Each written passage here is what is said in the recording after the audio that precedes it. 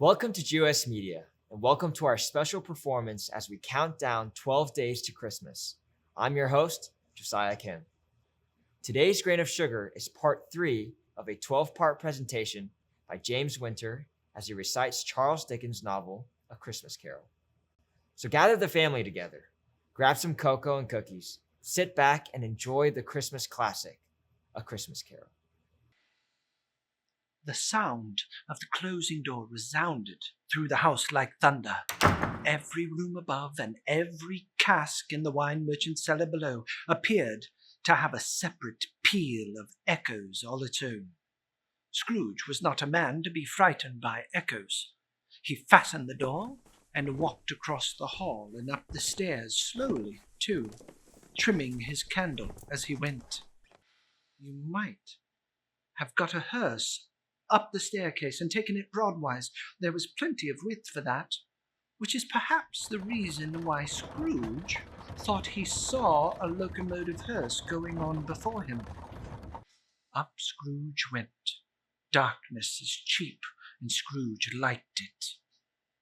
But before he shut his heavy door, he walked through his rooms to see that all was right. He had just enough recollection of the face to desire to do that. Sitting room, bedroom, lumber room. All as they should be. Nobody under the table, nobody under the sofa.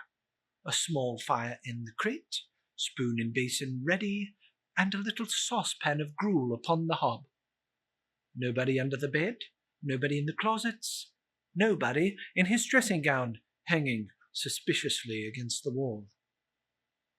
Old fire guards, old shoes, 2 fish baskets, washing stand on 3 legs, and 1 fire poker. Quite satisfied?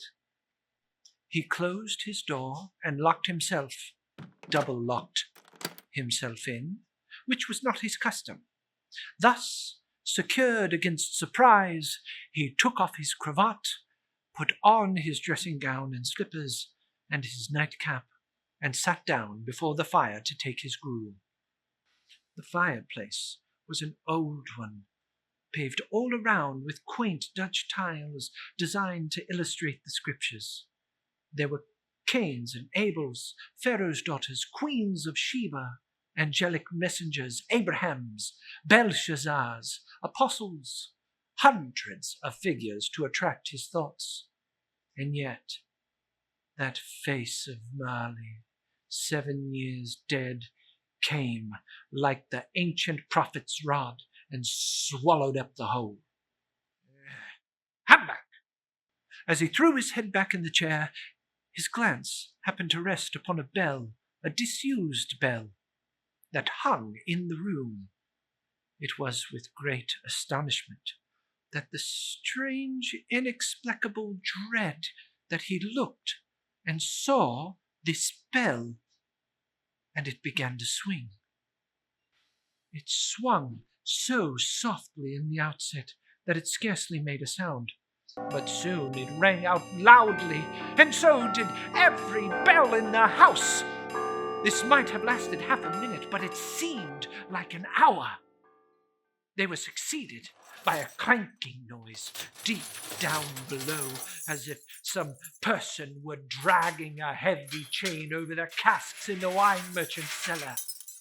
The cellar door flew open with a booming sound, and then he heard the noise much louder on the floors below, then coming up the stairs, then coming right towards his door.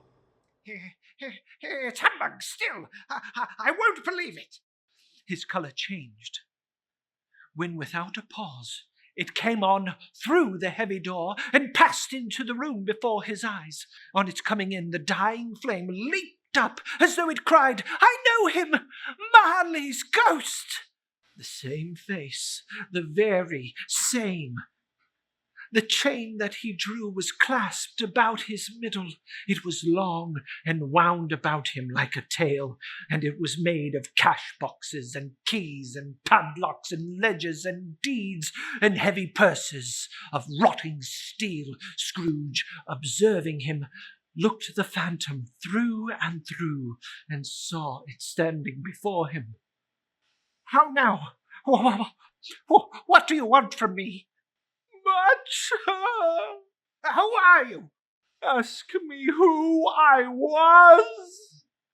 "Who were you then? You're a particular kind of shade." "In life, I was your partner, Jacob Marley." Can you sit down?" "I can." "Well, then do it. Do it then." "You don't believe in me. "I don't." Why do you doubt your senses?" "Because a little thing affects them. A slight disorder of the stomach makes them cheats. You may be an undigested bit of beef, or a plot of mustard, a crumble of cheese, a fragment of underdone potato. There's more of gravy than of grave about you, whatever you are. You see this toothpick? I have but to swallow this, and be for the rest of my days persecuted by a legion of goblins. All of my own creation. Humbug, I tell you. Humbug." At this, the spirit raised a frightful cry and shook his chain with such a dismal and appalling noise that Scrooge held on tight to his chair. But how much greater was his horror when the phantom took off the bandage round his head and his lower jaw dropped down upon his chest. "Oh, mercy! Oh, dreadful apparition! Why do you trouble me?" "It is required of every man that the spirit within him should walk abroad among his fellow men and travel far and wide. And if that spirit does not go forth in life, it is condemned to do so after death." You are fettered. Tell me why." "I wear the chain I forged in life. I made it link by link, and yard by yard I girded it about me by my own free will. Is its pattern strange to you, or would you know the weight and length of the strong coils that you bear yourself? It was full and as heavy and as long as this 7 Christmases ago. You have labored on it since. It's a ponderous chain." Oh, Jacob! Oh, Jacob Marley! Tell me no more. Speak comfort to me, Jacob. Comfort! I have none to give. It comes from other regions. I cannot rest. I cannot stay. I cannot linger anywhere. My spirit never walked beyond our counting house. Mark me. In life, my spirit never roved beyond the narrow limits of our money-changing hole. And now only weary journeys lie before me. You must have been very slow about it, Jacob. 7 years, traveling all the time. Oh, the whole time. No rest, no peace, incessant torture of remorse. But you were always a good man of business, Jacob. Business? Business? Mankind was my business. The common welfare was my business. Charity, mercy, forbearance, and benevolence. This was all my business. The dealings of my trade were but a drop of water in the comprehensive oceans of my business. All this time, the rolling year, I suffer most. Why did I walk through crowds of fellow beings with my eyes turned down? Hear me. My time is nearly gone. I will, but don't be hard on me, Jacob. Pray. How I appear before you, I may not tell. I have sat invisible beside you many and many a day. I am here tonight to warn you that you have yet a chance and hope of escaping my fate, a chance and hope of my procuring Ebenezer. You will be haunted by 3 spirits. Is that the chance and hope that you mentioned, Jacob? I think I'd rather not.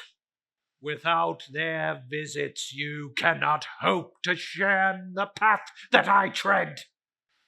Expect the first tomorrow, when the bell tolls 1. Couldn't I take them all at once and have it over with, Jacob?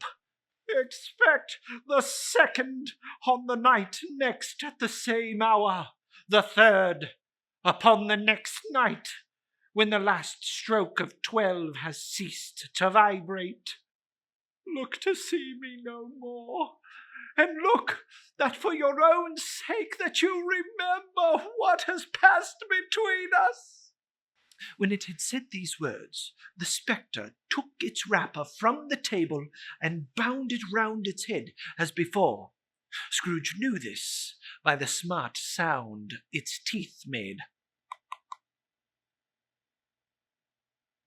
The apparition walked backwards from him, and at every step it took, the window raised itself a little, so that when the spectre reached it, it was wide open.